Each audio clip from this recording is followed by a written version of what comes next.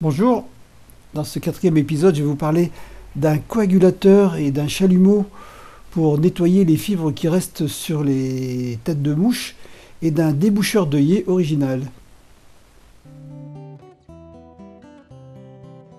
Alors j'avais acquis il y a quelques années chez JMC un coagulateur mais pas très pratique avec pile difficilement changeable et j'ai trouvé ce coagulateur sur un site on va dire asiatique.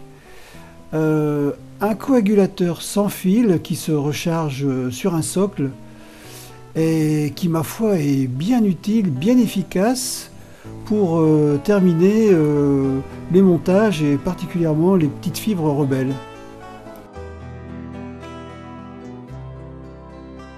Il est livré avec plusieurs embouts de rechange et une simple pression et voilà que l'extrémité devient incandescente et permet, comme vous le voyez ici sur un morceau de polyfloss, de brûler instantanément les petites fibres qu'on veut faire disparaître.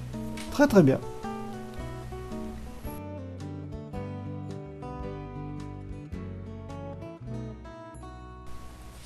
Comme il se recharge sur un socle qui est lui-même sur le secteur, pas de pile à changer, donc très simple. Je vous mettrai le lien si vous voulez. Comptez une vingtaine d'euros. Alors dans la même série, pour nettoyer un petit peu les fibres sur une mouche, on a le briquet traditionnel, pas toujours très commode d'utilisation, et voilà ici un petit chalumeau alimentaire qui coûte entre 5 et 6 euros, là aussi rechargeable à gaz, et qui va particulièrement bien pour passer un petit coup sur la mouche sans se brûler les doigts. Là aussi les liens sont disponibles sur demande. On peut même régler l'intensité de la flamme.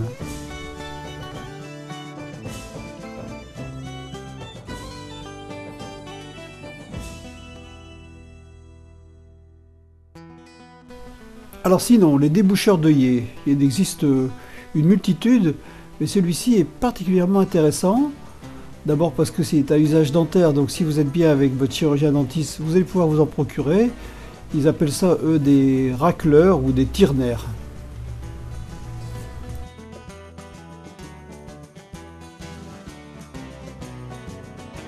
Il en existe de différentes longueurs et de différents diamètres. La bonne longueur, c'est celui qui fait entre 25 et 30 mm. Et les bons diamètres sont les numéros 20, 15 et 10. Je vais vous expliquer ça après. Donc selon l'œillet que vous voulez déboucher, vous prenez donc un racleur, ce racleur dentaire d'un diamètre adapté à la taille de l'hameçon. Voilà, donc vous voyez ici, on a ça, c'est un numéro 10 qui est très fin. Il y a un numéro 15 un peu plus gros et un numéro 20. Voilà. Alors très intéressant à voir dans l'atelier, là où vous montez vos mouches, et aussi dans votre gilet. Rangé avec les mouches, parce que c'est toujours au bord de l'eau qu'on en a le plus besoin.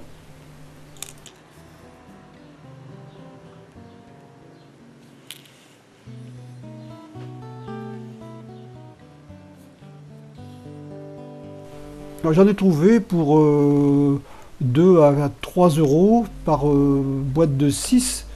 C'est pareil sur un site bien connu des pays du Levant. Je vous mettrai les liens si vous voulez. Voilà, c'est tout pour aujourd'hui.